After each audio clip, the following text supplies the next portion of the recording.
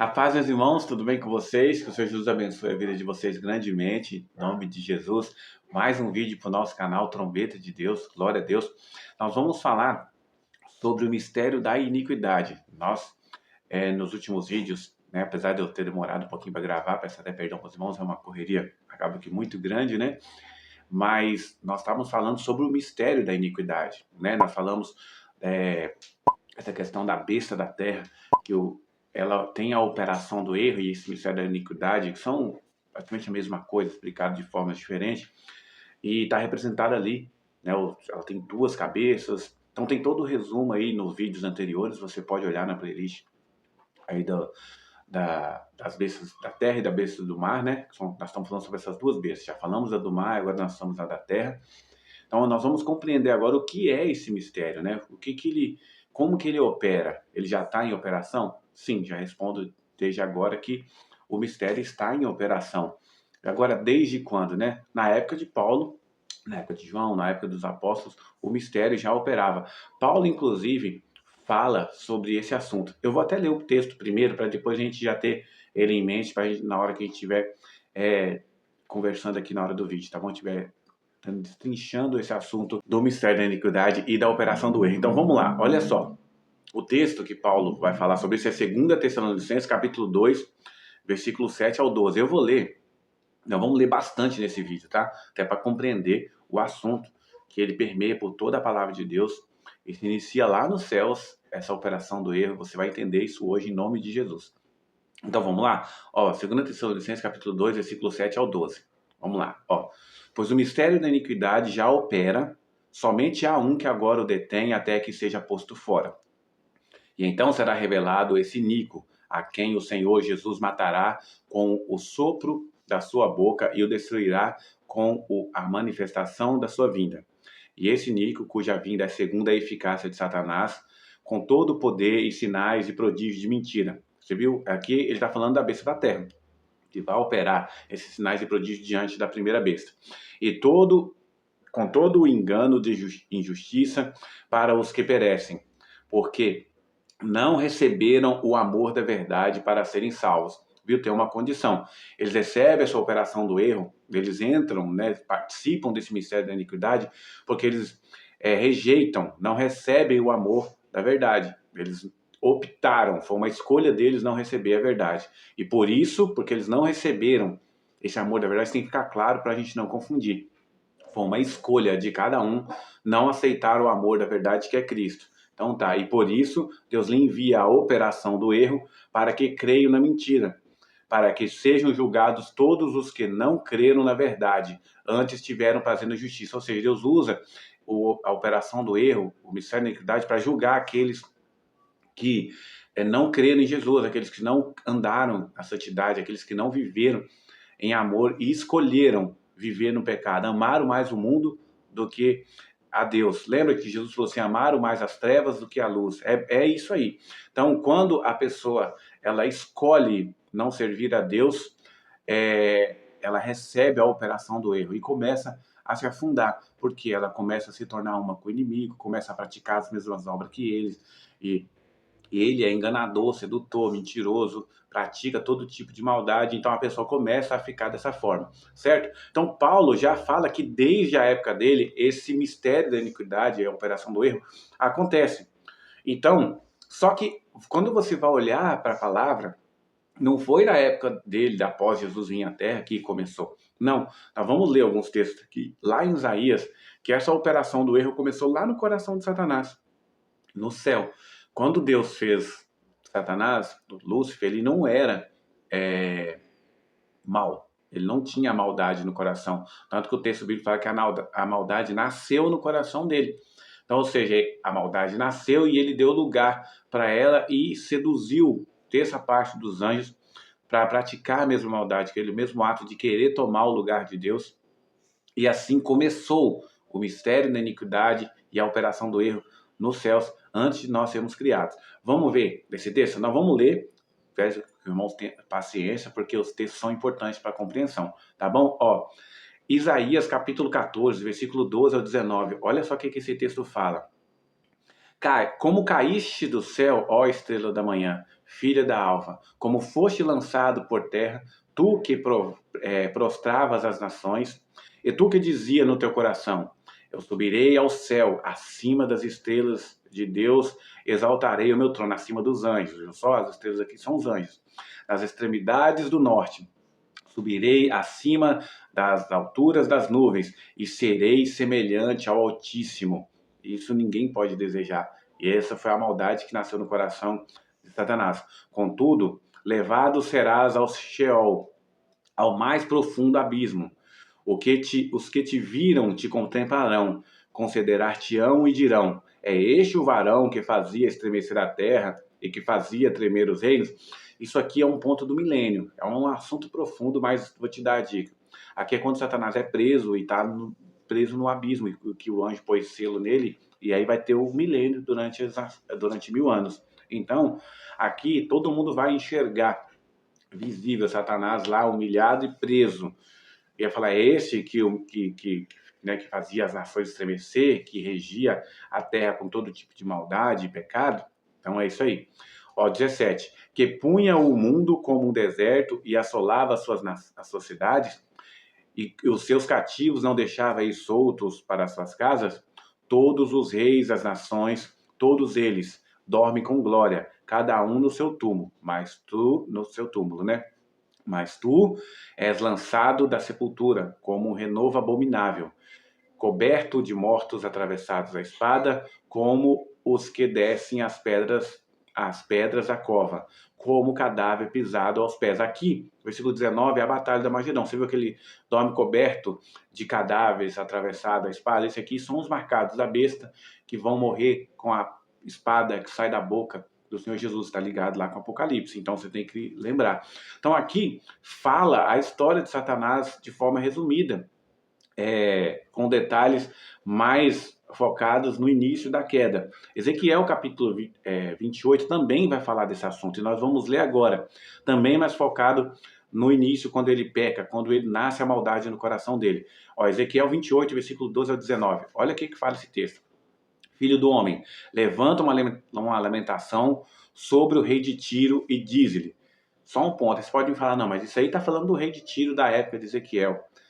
Veja que o que vai falar aqui não é de uma pessoa humana. Então você vai compreender isso. É porque Deus usa o contexto desse rei de Tiro para poder falar de Satanás.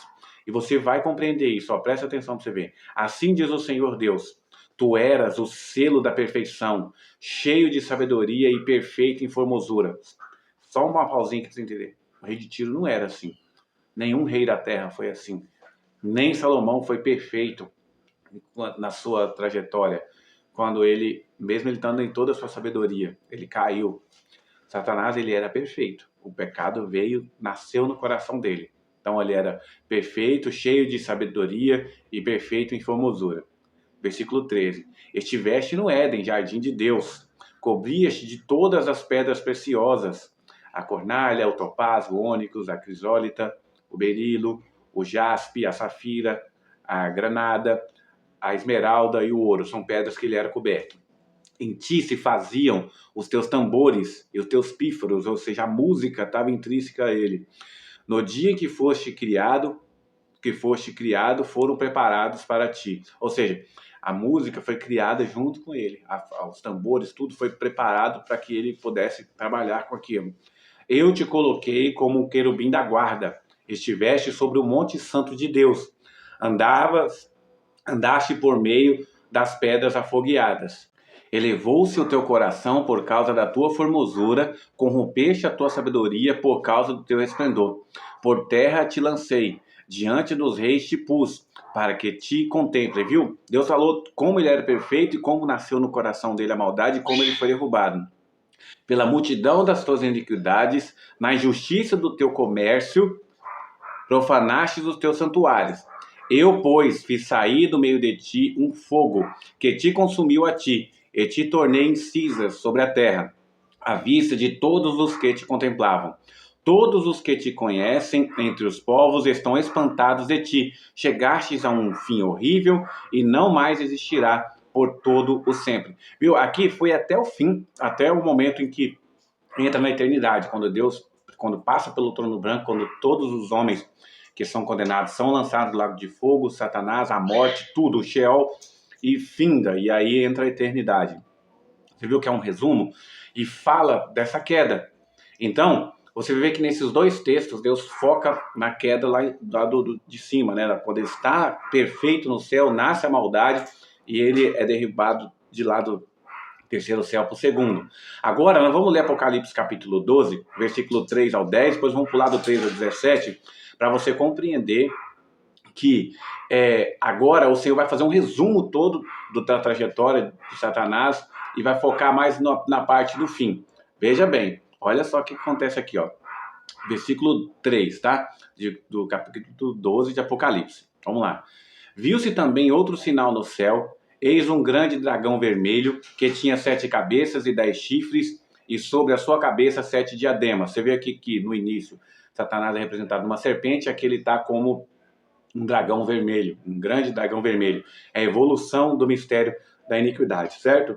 A sua cauda levava após si terça parte das estrelas do céu, e lançou-se sobre a terra, e o dragão parou diante da mulher que estava para dar à luz, para que, dando ela à luz, ele devorasse os filhos. Ou seja, ele levou terça parte. Deus fez um resumo rápido, falando que ele levou terça parte das estrelas do céu, dos anjos do Senhor, e foi lançado para a terra. Então, ou seja, hoje Satanás tem acesso ao segundo céu, não vou entrar em detalhes disso, que ele vê o todo, ele vai perder essa visão, vai ser lançado à terra. É por isso que ele trabalha hoje a inteligência artificial, trabalha com câmeras, espalhando, ele está montando um reino para que ele possa ainda assim enxergar praticamente todos os lugares do mundo, principalmente as grandes cidades, essas coisas, através do seu sistema que ele está criando aqui na terra. Que ele vai perder essa visão do todo, porque ele vai ser derrubado literalmente para a terra, vai parar de ter acesso, de estar no segundo céu, né? Porque ainda assim, ele foi derrubado, só para você entender, do terceiro céu, mas ele tem acesso lá quando ele tem que comparecer diante de Deus para prestar conta do que ele está fazendo. Como que eu sei disso? Jó fala disso, que toda a criação do Senhor comparece diante ele de tempo em tempo, para prestar contas, e uma dessas desaparecimentos tem aquela conversa de Deus com Satanás sobre Jó. Então, ele vai perder esses acessos, ele vai ficar só na terra. E aqui ele vai vir com seu filho, o anticristo, e vai vir com toda a velocidade, com toda a velocidade, né? Com braveza, com afinco para destruir os homens, certo? Então aqui dá esse resumo, que ele é derrubado da terra e ele está diante da mulher, e aí vai fazer um retorno, né? Uma posição quando a mulher aqui vai estar falando de Jerusalém, porque fala assim, está diante da mulher, né? Que está ali para dar a luz ao filho, ele quer tragar esse filho. Quem é esse filho? É Jesus. Como nós vamos saber no texto aqui agora, nós vamos continuar lendo. Olha só para você ver. Versículo 5, olha só. E deu à luz um filho, um varão que há de reger todas as nações com vara de ferro. Só Jesus que vai fazer isso. E ele vai dar essa autoridade também para a igreja. Mas quem rege as nações com vara de ferro é Jesus. Então tá aqui. Ela deu à luz. Isso aconteceu há 2 milênios atrás. E o seu filho foi arrebatado para Deus e para o seu trono. Jesus passou os seus 3 anos e meio aqui na terra e foi arrebatado para Deus e para o seu trono. O que vai acontecer depois disso? Ó? E depois fugiu a mulher para o deserto. E aí vai dar um zoom lá para o final de novo. Agora nós estamos aqui dentro da grande tribulação. E fugiu a mulher para o deserto, onde já tinha lugar preparado por Deus, para que ali fosse alimentada durante 1260 dias. Viu? Só metade de um tempo. Então, é metade da grande tribulação aqui. 1260 dias. Por isso nós sabemos que nós estamos lá dentro da grande tribulação. Versículo 7. Então houve guerra nos céus. Outro zoom no passado. Ó. Então houve guerra nos céus. Miguel e seus anjos batalhavam contra o dragão. E o dragão e os seus anjos batalhavam, mas não prevaleceram. Nem mais o seu lugar se achou no céu. E foi precipitado o dragão, a antiga serpente, que se chama Diabo e Satanás, que engana todo o mundo, foi precipitado na terra, e os seus anjos foram precipitados com ele. Viu só? Fez um zoom, desde quando ele caiu do primeiro céu para o segundo, e agora para a terra. Então ouvi uma grande voz no céu que dizia: agora é chegada a salvação e o poder e o reino do nosso Deus, e a autoridade do seu Cristo, porque já foi lançado fora o acusador de nossos irmãos, a qual diante do nosso Deus os acusava de dia e de noite. Então até aqui você vai ver que Você viu que fez referência até para Jó, que eu já falei para vocês. Porque Satanás aparecia diante de Deus para ficar nos acusando. Isso não vai acontecer mais na grande tribulação, ele vai ser lançado por terra. E aí vai vir a salvação, porque agora resta pouquíssimo tempo. Aqui nesse ponto vai restar 3 anos e meio para chegar a salvação, a vinda do Senhor Jesus. Então você vê que nesse texto Deus faz uma coisa maravilhosa, porque Deus mostra que mesmo quando a maldade nasceu no coração de Satanás, ele não tinha perdido o controle, ele sabia que aquilo ia acontecer. Mas Deus não atrapalha o livre-arbítrio de ninguém. Então, mesmo dos anjos de Deus, os anjos de Deus hoje servem a Deus porque querem servir, eles foram provados. Como eles foram provados? Satanás tentou seduzi-los. A maldade nasceu no coração de Satanás e Deus deixou aquilo acontecer para que ele pudesse também ter escolha. Ele teve escolha. Aquilo podia ter passado pela mente dele e ele ter rejeitado aquilo, mas ele não quis. Deus deixou toda a sua criação ser provada, e ele quer que seja assim, porque ele não quer um monte de marionete que serve a ele, porque não tem opção. Nós temos a opção de servi-lo ou não. Isso veio dos céus e está até aqui hoje com a gente. A opção é nossa. E qual é a maior soberania de Deus? Que ele sabia. Ele já mostrou todo o plano de Satanás lá no início. Quando ele fala aqui, esse resumão em Apocalipse capítulo 12, você vê que ele já trata Satanás como um grande dragão, mas ele é a antiga serpente. Deus faz esse paralelo entre o passado e o futuro, dizendo que toda a história e toda a trajetória do inimigo está sob o controle dele. Ou seja, o inimigo não faz nada além do que Deus permite. E não é que Deus permite ele fazer a maldade, não é isso. É que Deus não permite ele fazer maldade além do que ele já faz. Porque por Satanás ele nos tragava vivos. Tem que ir juntando pelas palavras, lembra? Pelas palavras que tem na Bíblia, né? Porque você vai ver que fala que os anjos de Deus estão ao nosso redor e o Satanás está ao nosso derredor e procurando oportunidade para nos destruir. Se fosse possível, ele nos tragava vivo, ele destruía todos os homens com a maldade dele. Mas o Senhor não permite, o Senhor segura. O Senhor não deixa ele destruir tudo, porque senão ele acabava com toda a criação. Esse é o desejo do coração dele. Mas o Senhor controla essas coisas. A história está sob o domínio de Deus. E Deus trabalha, é interessante, porque é uma coisa muito difícil a gente compreender se a gente não tiver um coração ensinável. O Senhor trabalha na história conforme o nosso livre-arbítrio. Porque veja bem, olha só, porque o Senhor não precisava de 7.000 anos para restaurar todas as coisas. Esse é o tempo, biblicamente falando, para Deus restaurar todas as coisas. Desde o início do Éden até o final do milênio, são 7 milênios. Isso está representado nos 7 dias da criação, nas 7 festas. Irmão, isso é uma revelação muito grande. Então, hoje, através da palavra, nós podemos saber, quem tem estudado com afinco também tem essa revelação do Senhor, que nós temos 7.000 anos de tempo, 6.000 anos de trabalho debaixo da escravidão, que é Satanás escraviza as pessoas com esse mundo de hoje. No 7º milênio, o Senhor volta no início dele e o reino desse mundo passa a ser dele. Ele restaura todas as coisas. E você tem Isaías, tem Zacarias, tem vários profetas e o Apocalipse para falar dessa restauração. Todas as coisas serão restauradas dentro desse milênio. Para quê? Para quando chegar o trono branco, Jesus julgar todas as coisas e todos os inimigos forem colocados debaixo dos pés dele, ele vai entregar o reino para o Pai, tudo restaurado, com toda a obra que foi proposta para Cristo fazer, pronta. Você entende? Então o domínio das coisas está com Deus. Ele não precisava de todo esse tempo, mas ele levou em consideração a decisão de todas as pessoas do mundo todo, desde os anjos até toda a humanidade. E com base nas nossas escolhas, ele foi traçando o plano dele. Ou seja, Deus criou o seu plano de restauração da humanidade sem interferir no nosso livre-arbítrio, de escolher ou não escolher, de sim ou de não, e assim por diante. Como diz em Deuteronômio, ele colocou o bem e o mal diante de nós e deu um conselho: escolha o bem, para que vocês possam viver. Mas a escolha é nossa, ele dá somente um conselho. Então, o Senhor é muito grande em soberania. E isso, na verdade, eleva ele em glória, em louvor, em magnificência, porque só um Deus todo-poderoso consegue executar um plano, mesmo diante do livre-arbítrio de todas as pessoas, de escolherem ou não. Mas o plano dele foi executado e só vão estar do lado dele aqueles que o escolheram. É simples.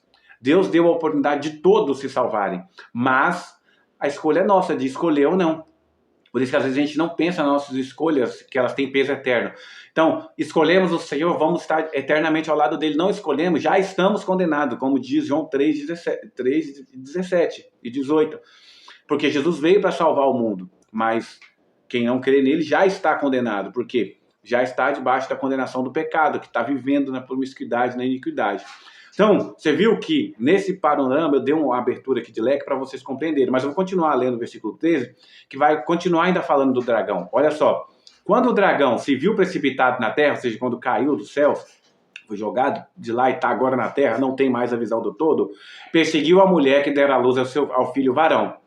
Essa aqui agora você vê a divisão das duas testemunhas claramente, que parte dessa testemunha, e tem vídeo no canal também falando sobre isso, vai morrer por Cristo, dando testemunho dele, e outra parte vai para o deserto. E aqui vai falar claramente, ó, quando ele se viu precipitado na terra, perseguiu a mulher que dera à luz ao filho varão.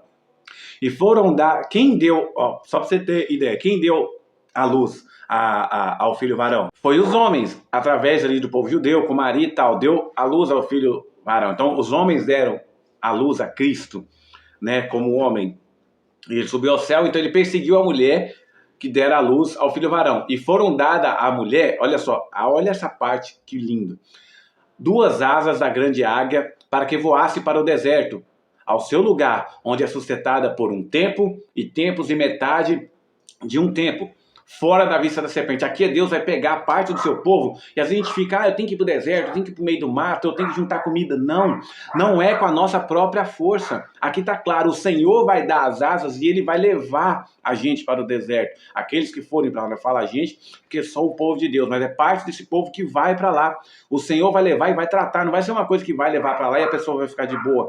Ali a lei de Deus vai ser colocada à prova no corações daquelas pessoas. E tem textos nos profetas que a gente entende que pessoas vão ser reprovadas lá. Vai ser reprovada e vai perder o sacerdócio, vai perder inclusive a salvação.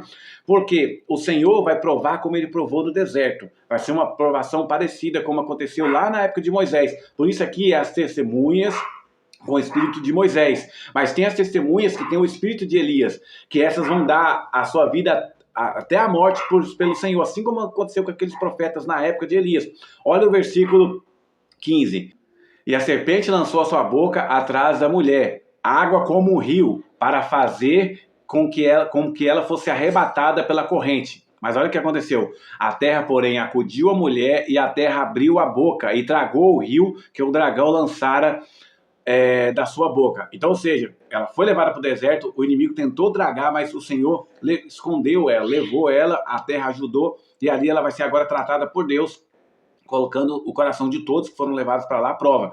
Então o dragão vai se virar agora para as outras testemunhas que estão com o espírito de Elias. Está aqui, ó. E o dragão irou-se contra a mulher e foi fazer guerra aos demais filhos dela, o restante da sua descendência. Os que guardam os mandamentos de Deus, esses são os filhos da mulher, ó, e mantém o testemunho de Jesus. E o dragão parou sobre a areia do mar, ou seja, sobre toda a terra. Ele parou em frente e agora ele ia perseguir o restante. Teve a parte que foi para o deserto, agora a outra parte vai ser perseguida pelo dragão.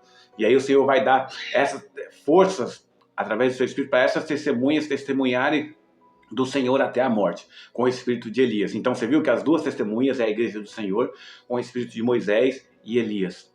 Entende? Tem vídeo no canal, volta lá para você ver também, sobre as duas testemunhas. Então, aqui você compreendeu, até agora, da onde que surgiu a iniquidade, como que ela veio parar aqui na Terra, e você aprendeu que ela não iniciou na época dos apóstolos, ou em outro ponto, ela iniciou lá no céu, com a maldade nascendo no coração de Satanás. Esse ministério da iniquidade vai de lá, do início, até o final, até o último dia do julgamento do trono branco, onde tudo vai ser colocado debaixo dos pés do Senhor Jesus e tudo vai ser restaurado.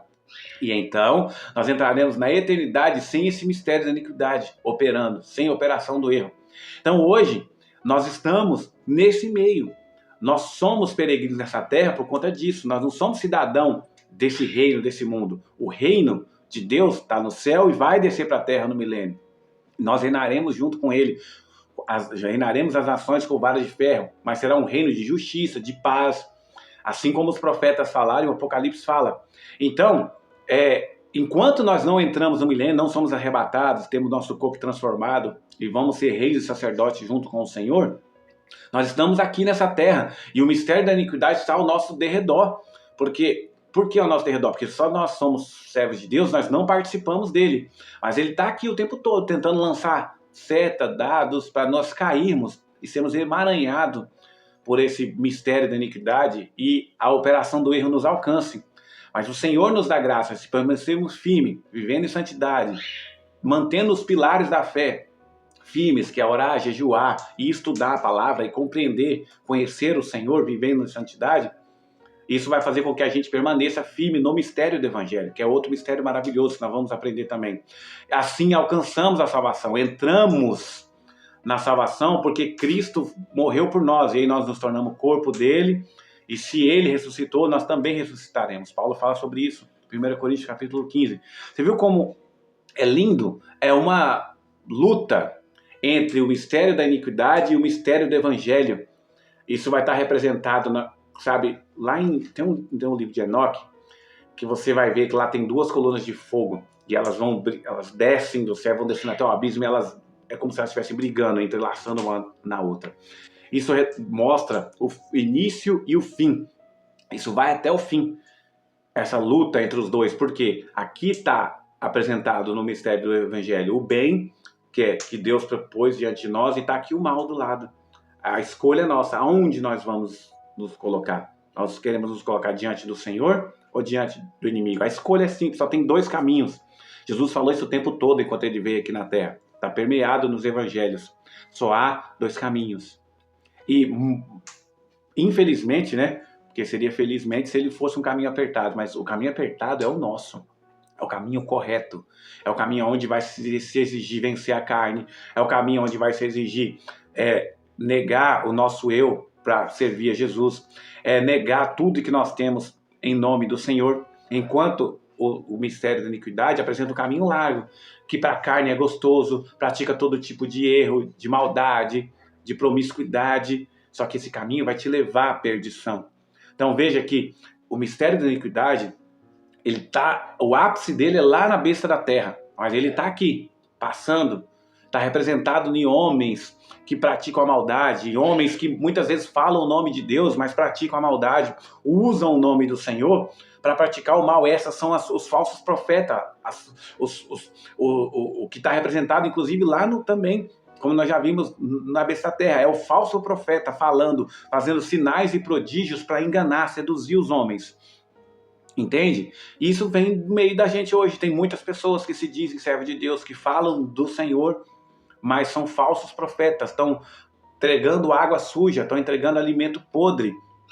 E o Senhor quer limpar isso da sua igreja. Então, entenda, nós temos que acordar. Nós estamos no meio da grande Babilônia. E essa grande Babilônia é o mundo e um sistema de igreja corrompido, que não leva o nome do Senhor de jeito nenhum. Fala que leva, mas não leva. E nesse tempo o Senhor fala assim, sai dela, povo meu, sai dela. Nós somos convidados a sair do meio desse sistema de pecado, de prostituição, de comércio mundano. E isso vai acontecer claramente na grande tribulação. Porque olha só, hoje nós somos chamados a sair, nós temos que sair. E as pessoas brincam hoje, não, eu sou cristão, tá mais bacana, aí fica cometendo pecado, vivendo um mundanismo, né, dentro da igreja, e fica nesse lenga-lenga. Mas a hora do ápice do mistério da iniquidade chegar, não vai ter para onde correr. Vai estar lá uma marca da besta pronta. Ou você vai para o lado do Senhor, ou você não vai. Aí você fala, não, mas quando chegar essa hora, você não vai. Porque você vai estar amando o mundo. Você vai estar acostumado com os prazeres do mundo. Você vai estar acostumado com toda essa tecnologia que facilita, um aspa bem grande, a sua vida, que te ajuda muito, que você não precisa mais de se esforçar tanto psicologicamente, porque tudo você pergunta, a inteligência artificial te pergunta, ela te ajuda a produzir conteúdo, ela te ajuda a fazer tudo. E você vive numa comodidade, é carro inteligente, é aparelhos eletrônicos inteligentes, aquilo vai te enlaçando, e é isso que está acontecendo. E aqueles que se dizem do Senhor estão sendo emaranhados por essas teias do mundo, né? E tá ali amando, tá gostando, a carne tá desejando aquilo. Quando chegar o momento de falar assim, você não tem mais isso, é isso que o inimigo vai fazer. Vai colocar uma marca e falar assim, ó, se você não me servir e declarar que é meu servo, através de uma marca da besta, e adorar a besta, você não tem mais nada disso. A pessoa está amando aquilo. Ela vai fazer o quê? Quando ela olhar que se ela não aceitar, ela vai perder tudo aquilo, ainda pode morrer pelo nome do Senhor, ser maltratada, judiada, ser colocada sob prisão, maltratada e ser, às vezes, mutilada viva. Porque isso vai poder acontecer na grande tribulação, porque o inimigo vai estar com fúria dos servos de Deus, as testemunhas verdadeiras, dessas que não estão amando o mundo. A pessoa não vai ir. Então não adianta você passar. Então você tem que trabalhar desde agora com o Senhor. É viver em santidade, se separar do mundo mesmo de verdade. Legar a carne, deixar de fazer prazeres da carne e viver para o Senhor, levar o evangelho, ser taxado muitas vezes como o chatão, porque é isso que o mundo pensa, que não pode fazer nada, que não sei o quê, que só fala de Bíblia, que só fala de oração. Mas o servo do Senhor, aonde ele está, ele representa o Senhor. Jesus, ele ia andar com os fariseus, ele não ficava falando do que os fariseus falavam. Ele falava da luz, falava do evangelho e levava o evangelho para aqueles fariseus. Por isso que tinha duas, você via, tinha os fariseus que criam no Senhor. Zaqueu era um desses, que ele era publicano. Inclusive, muitos dos fariseus e mestres da lei creram no Senhor, Nicodemos e assim por diante, José de Arimateia. Mas tem outros que negavam e perseguiam e levaram ele até a morte. E vai ser assim com as testemunhas dele. Jesus falou assim, se fizeram isso com o senhor da vinha, lembra da parábola? Que tinha um senhor que estava convidando, o Senhor é Deus, estava convidando para a festa das bodas. E aí foi enviou os seus servos, e aí os caras mataram. E enviou de novo outros servos e mataram. Isso aí é os profetas. E todo mundo matou os profetas, e aconteceu de fato. Todos os profetas bíblicos foram perseguidos pelo próprio povo judeu e por outros. Depois o Senhor falou, eu vou enviar meu filho para ver se eles dão ouvido. Também matar. Esse é o dono, é o herdeiro, vão matar ele. Matou ele também. Aconteceu. Jesus veio e não deram ouvido, assim como não deram ouvido aos profetas. Não deram ouvido para ele e mataram ele. Entendeu?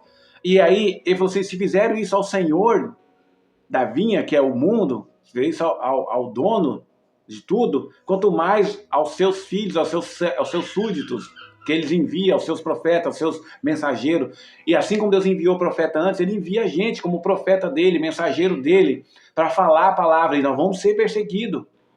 E você entende? Se as pessoas rejeitam hoje que a perseguição é leve, não é um negócio cabuloso como vai ser na grande tribulação, você acha que na hora que chegar na grande tribulação vai aceitar? Tá falando só da boca para fora. Na hora que o pau quebrar, ele vai rejeitar o Senhor. Então, que eu e você não sejamos esse que vai rejeitar o Senhor, mas que nós sejamos aqueles que já está sendo preparado pelo Espírito de Deus com a palavra, sendo revestido, Efésios capítulo 6, da armadura do Senhor, para resistir o dia mau. Qual é o dia mau? O dia da grande tribulação. Para quê? Para quando nós estivermos revestidos da armadura do Senhor, 1000 possa cair ao nosso lado e 10.000 à nossa direita, a gente não ser atingido. Você tem que cruzar Efésios 6 com o Salmo 91, para você entender o que o Senhor está falando ali. O Salmo 91 está falando do dia da grande tribulação. Como que não atinge a gente? Porque nós estamos revestidos da armadura do Senhor. E dos dados inflamados do inimigo que está lançando, que está perseguindo a igreja, não vai nos atingir. Pode até atingir o corpo, mas não atinge a nossa alma. Nós vamos receber o nosso galardão diante do Senhor. Entenda isso. Entenda. Eu deixo essa pausa grande aqui na relação dessa questão do Ministério da Iniquidade para vocês compreenderem. Mas vamos olhar mais um pouquinho aqui. Vou deixar até para a parte 2, porque até agora essa questão do que é a Ministério da Iniquidade, né? Você vai ver que ela é uma oposição total a Deus. Então nós vamos continuar na parte 2 para o vídeo não ficar muito grande. Tudo bem?